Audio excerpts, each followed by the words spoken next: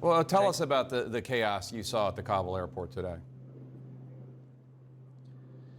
Yeah, I mean, there is essentially a number of roads towards the airport, but what's extraordinary is that the feeling in the city when the Taliban moved in quite so slowly, quite so peacefully, was panic amongst so many. They believed maybe they could get onto civilian aircraft.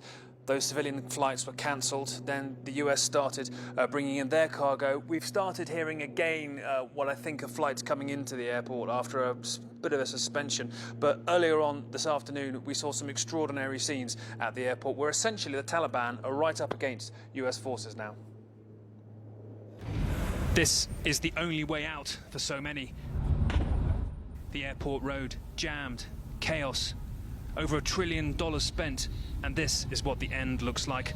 Walk where you can't drive. Just ahead of us is the gate into the airport, and this is the panicked scene of many people still moving there despite how hard it's been. At the entry to the last bit of Afghanistan America controls, there is panic. They're shouting tanks, right?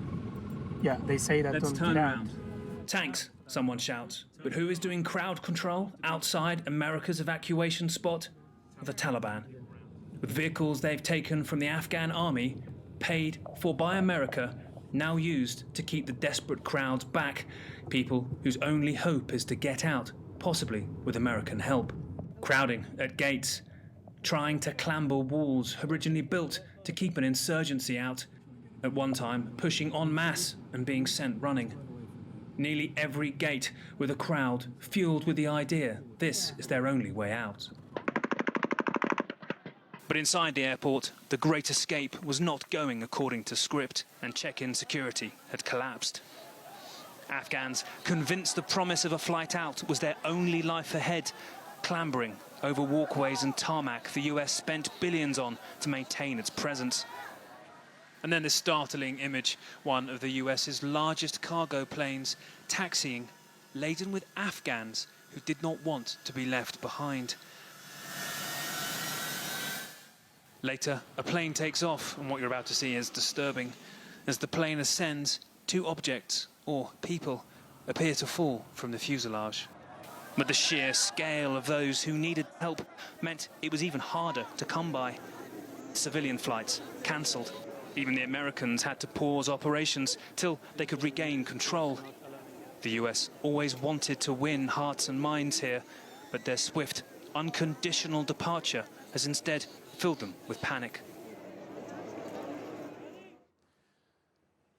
Now, Jake, I don't know how you go from those scenes today to the vision that John Kirby at the Pentagon was outlining there. And it will take an extraordinary act, frankly, of diplomacy with the Taliban here, who the US have simply said they will attack with their overwhelming force if they ever come into clashes here. Those 7,000 troops will be flying into an airport that probably is still some degree of chaos. Yes, we are hearing the flights starting again, but it is a mammoth operation. It is, even by their own best estimates, probably going to take a number of weeks to get 30,000 people out. And now that news is in the city, it will fill people with hope again, possibly false hope, and possibly encourage again the sort of scenes we've seen, because there just isn't the process, really, as you approach that area in which, if you do have a proven seat, you can get inside the airport. It is quite startling, and I don't really know how they're going to pull this off. We didn't really understand how they would pull it off when the government would still be in place here. Now the Taliban have taken over.